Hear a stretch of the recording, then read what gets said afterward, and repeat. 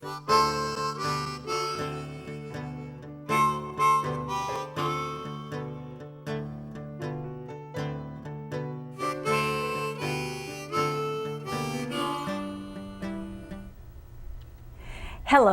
welcome to the Writer's Room. I'm Jane Cleland, the author of the Josie Prescott Antiques Mysteries.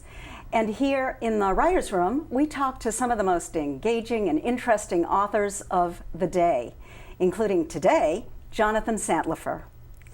Jonathan is the author of 5 best-selling novels: The Death Artist, Colorblind, The Killing Art, Anatomy of Fear, and The Murder Notebook.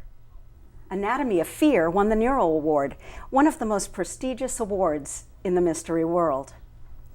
Jonathan has also been awarded 2 National Endowment of the Arts grants. Additionally, he's been a visiting artist at the American Academy in Rome, the Vermont Studio Center, and he serves on the board of Yaddo, the oldest arts community in the United States. He's the co-editor, contributor, and illustrator of the anthology, The Dark End of the Street. His short stories have appeared in anthologies and collections such as the Mystery Writers of America's The Rich and the Dead, New Jersey Noir, and Ellery Queen Mystery Magazine. Jonathan is also very well known as an artist. His artwork is included in such collections as the Metropolitan Museum of Art, the Art Institute of Chicago, the Newark Museum, the Norton Simon Museum, and the Tokyo Institute of Contemporary Art. Jonathan lives and works in Manhattan, and he's currently working on a new novel, which we'll be talking about in just a little bit. But I thought I'd like to start by asking Jonathan about your art. How did you start with art? What was the kind of art you started with, and how did that lead to your becoming an author? Well, it's a somewhat circuitous road and path. I always wanted to be an artist. I know that's a weird thing to say, but I think it's probably because I was one of those boys who was not a very good baseball player, and so I needed something. And I could always draw. I was actually a terrible student until I got to art school in college. But in any case, I pursued that. I had this idea that I was going to be a famous artist. I have no idea I didn't know what that meant. I think nobody knows what that means until you're doing it. And then I went off and I studied art in college. I went through graduate school in painting, and then I set myself up in Hoboken, in this odd little studio in Hoboken. And through a series of things, the way things happen in life, I continued to paint, and I had a lucky break.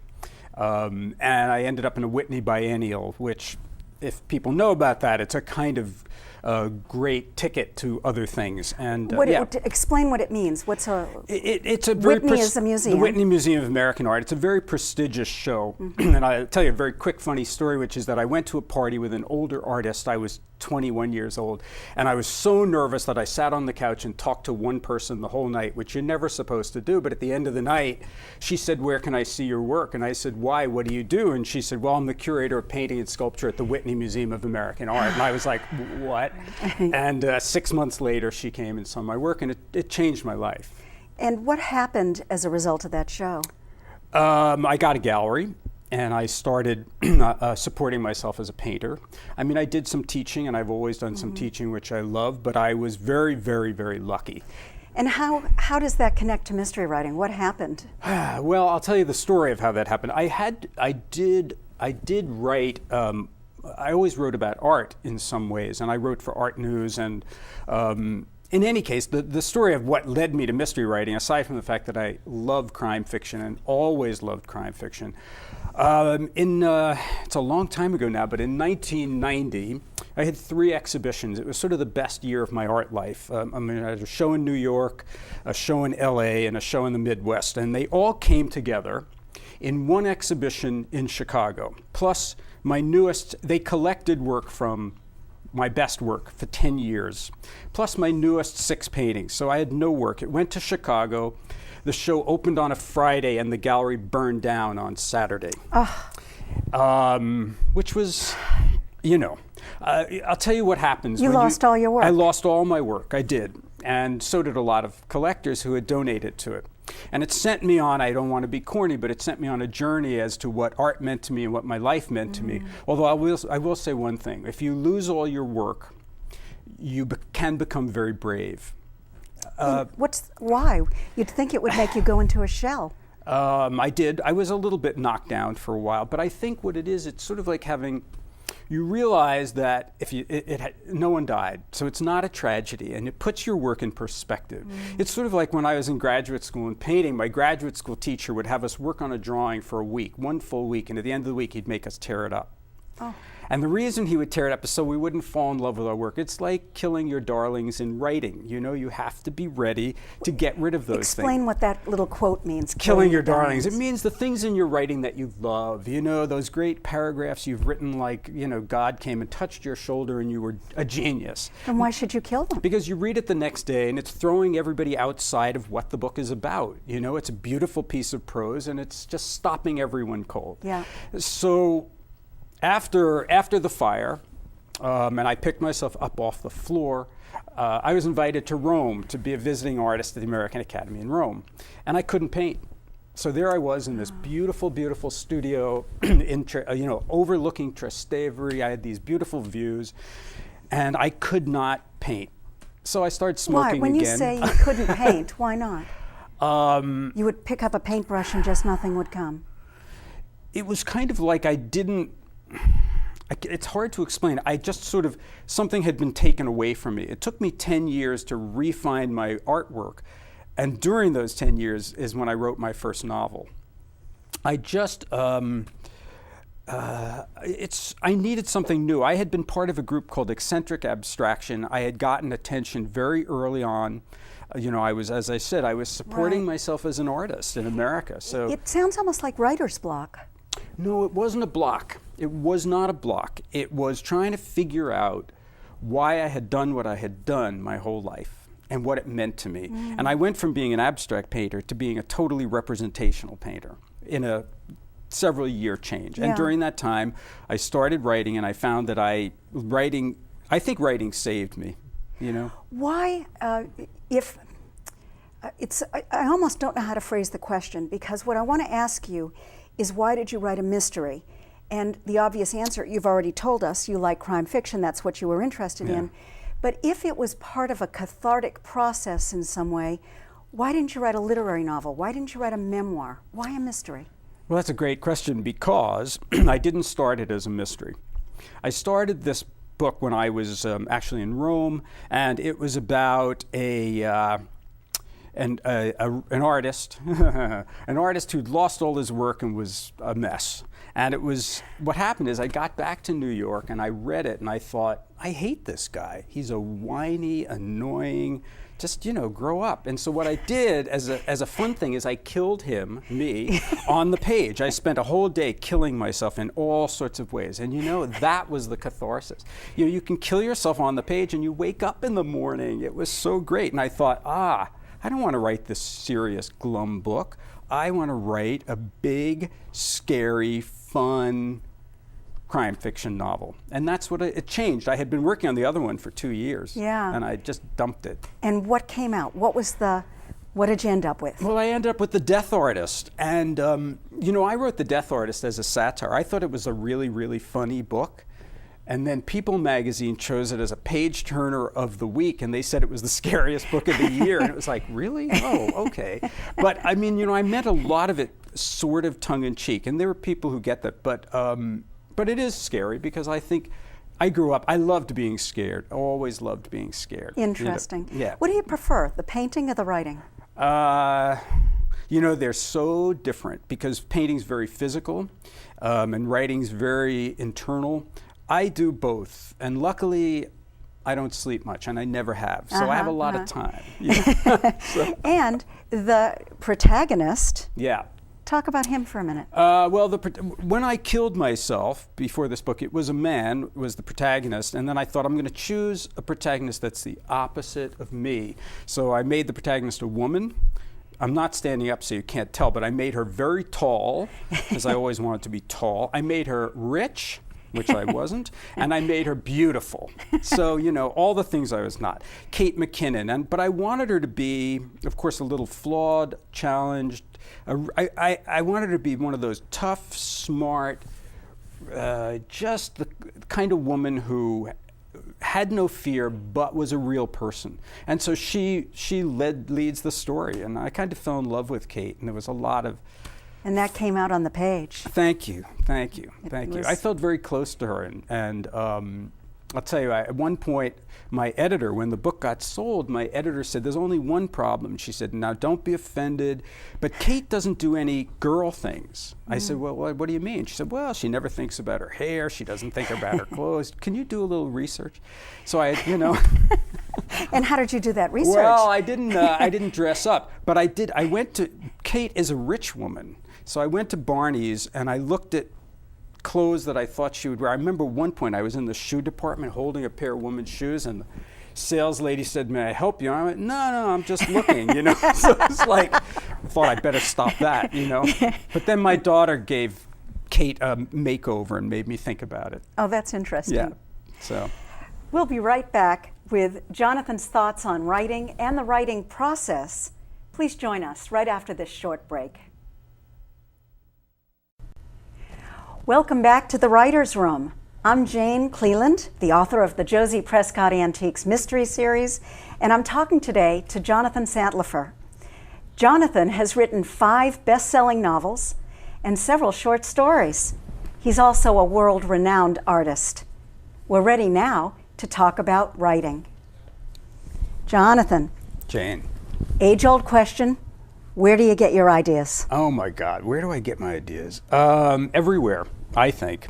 You know, I keep a notebook and things that interest me, and I sort of write them. And sometimes things have what I would say is they're long, you know, they're good long avenues that can become novels. Others are short roads that are good short stories. Yeah. You know? So when you get the first idea, it sounds like you have an arc that comes with it. I usually have an idea. When I have an idea for a book, I have to play with it for a while to see if it's going to become something. And I am not an outliner. So I'm a more organic writer. So it takes me a little while to figure out where I want to go. Do you have the whole plot in your head before you begin? No, I wish I did. I don't. I have this sort of general idea of what I want to do, but I find that if I have the whole book, I'm not interested enough to write it, do you know? Because I find that I never know what, even so there's kind of discovery that's happening along the writing process. Oh, absolutely, you know. But do you know who killed the person? Do you know who's going to die? Oh, yes, I know those things, but you know what I don't see, here's the thing.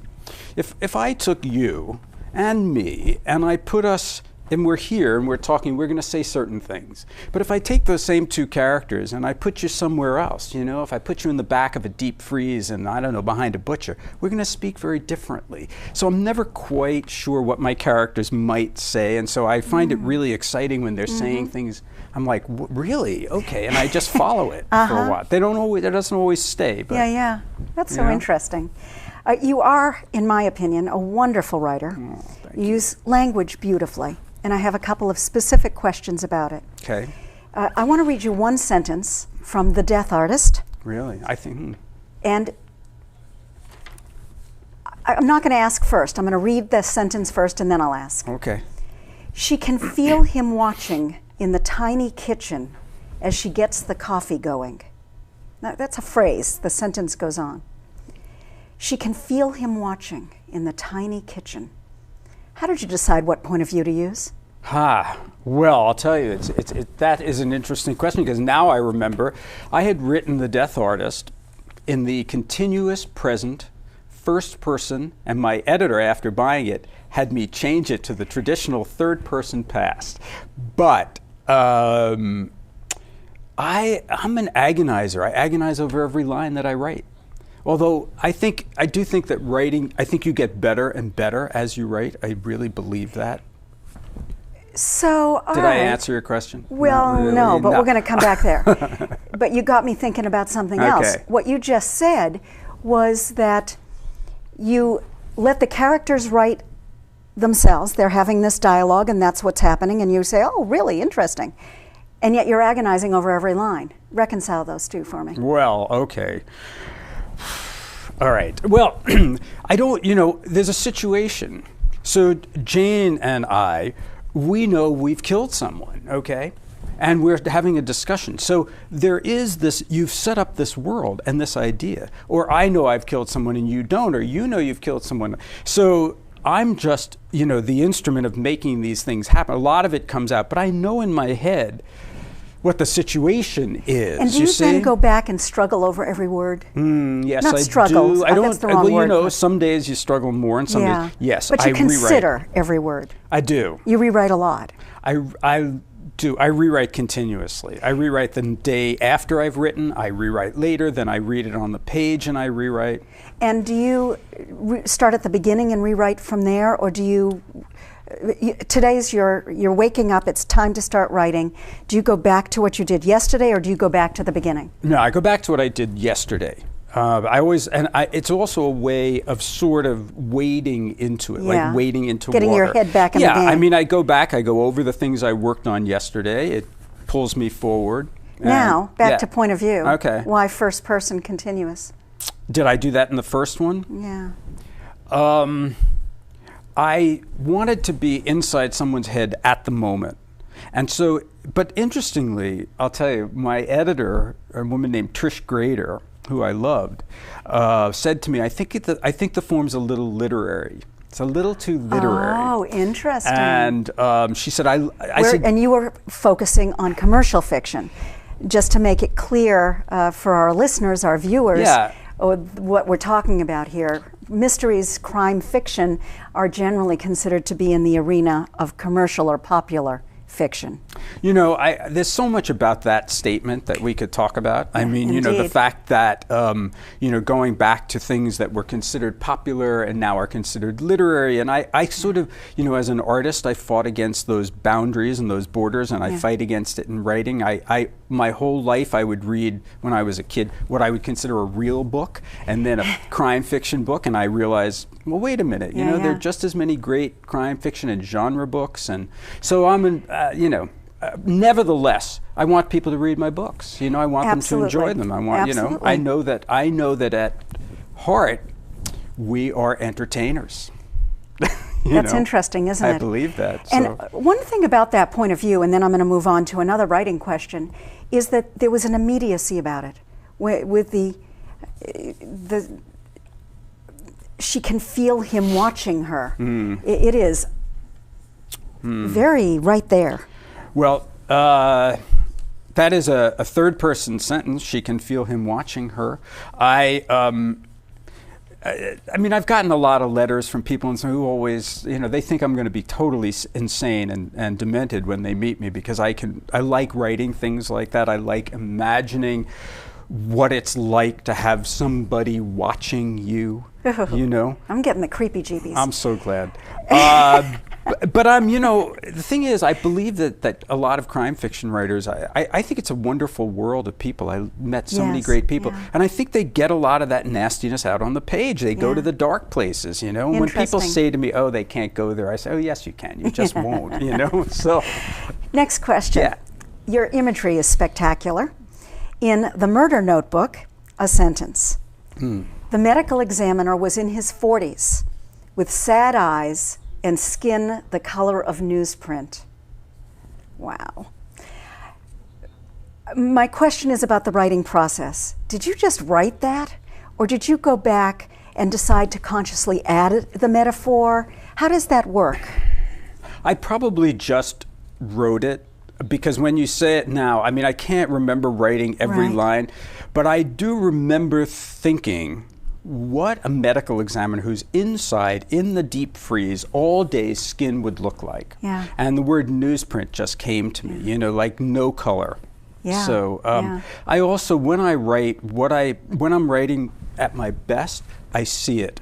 I literally see it and I follow it. Yes, you're writing what you're seeing. Right. I'm walking through the room, I'm there. Interesting. What is your writing process? Can you tell us, do you write on a schedule? Do you write to a quota system, a certain number of words that are required? I never write on a quota system because it would make me a nervous wreck. You know, I would always I would fall short of the quota, I would think like I'm worthless, it would make me feel awful. But you write to a deadline. I do write, I like having deadlines. If I didn't have a deadline, I'd never finish anything. So how do you know how much to do? I just keep going. Yeah. I just keep going. You know, there are different times of the day that I like to write. I like to write when I first wake up because I'm a little unconscious and things are happening. And then I love to write at night because the world goes away and it's quiet, and it's a great time to really look at what I've done and be critical of what I've done. Yeah. How many hours a day do you typically Well, it depends. You know, there are times that, like right now, I'm trying to finish a novel, so I'm writing on my book all day long. Yeah. Morning, night, take breaks. Wow. Yeah, put my painting aside. What's the novel? Or what can you tell us about it? Well, it's a new character, and it came out of an idea I had. It's actually it's based on, I like characters who have something flawed in their lives, and this is a very tragic character who I've grown to care about a lot. And he's a policeman. He's not, I mean, he's a composite of many detectives that I've met, and I've gone and hung out with detectives who I've grown to like. And I also, by the way, should say that I teach every other semester at John Jay College, where I co-teach, and I teach the future law enforcement people how to draw. And so which is something I love to do. Why? It happened because No, not why are you teaching it. Why is that good for them to know? Oh, why is it good for them to know? Well, it uses the other side of their brain. If they become detectives or they go into certain kinds of law enforcement, they need to draw crime scenes. Interesting. Sketch it out. Yeah. And I got interested because my second character was a sketch artist, and so I got to know a lot of police sketch artists. Rodriguez. Yeah. You know. Wow. Can you tell us when the book is going to be out? Has it been sold? Can you tell us anything? I know it's still in process. That's all happening, but because I haven't finished. I'll just say very quickly is that I switched my agent and which was a very big deal. It was like getting divorced, and not in a bad way, just as a big thing. It was good, but my new agent wanted me to do a rewrite. So the book was essentially, I thought, finished. And now I'm rewriting it and streamlining it. Yeah. And it's very interesting to go back with the kind of intensity. Yeah. Because the book's changed. Yeah. So. Yeah, that's interesting. Yeah. We could have a whole conversation about that too. Yeah. We really could. Have any of your books been optioned for a movie or a TV series? Oh my God. Well, The Anatomy of Fear and The Murder Notebook, which is a Nate Rodriguez sketch artist, was optioned about 25 times for movies and television. And it was in pre-production, I don't know if I should say this, but with Kiefer Sutherland at Fox, and a couple of things happened. One, poor Kiefer went to jail on his 4th DWI as they were going into pre-production. Every writer in Hollywood went on strike. And I remember, anyhow, so that fell apart. Then Paramount took it, then somebody else took it, then blah, blah, blah. But here's a really interesting thing. The Death Artist, when it first came out, it was a big success. And there were a zillion people interested in movies. And it went through this, and I met lots of actresses who wanted to play Kate, and that was fun. It didn't happen. 10 years later, one of the guys who was interested has gotten back to me, and we're just making the deal now to make the movie. Get out. Isn't that exciting? I know, it's really weird. That's wonderful. So, we'll see. It's been a real pleasure been talking today. Do you have any last thoughts? Just make a suggestion to people who are thinking about starting a career as a mystery writer. Well, what I would say is what I've said to when I visit artists and when I visit writing programs. I think if you want to do it, you'll do it. You'll get there. It's just a matter of sticking to it. I mean, I think the things we want in our life we can get. You don't always get them when you want them, but if you stick to it, you will get them. What wonderful last thoughts. Really? Thank you so much, Thank you, Jonathan, Jane. for being with us. Thanks a lot. See you next time on The Writer's Room.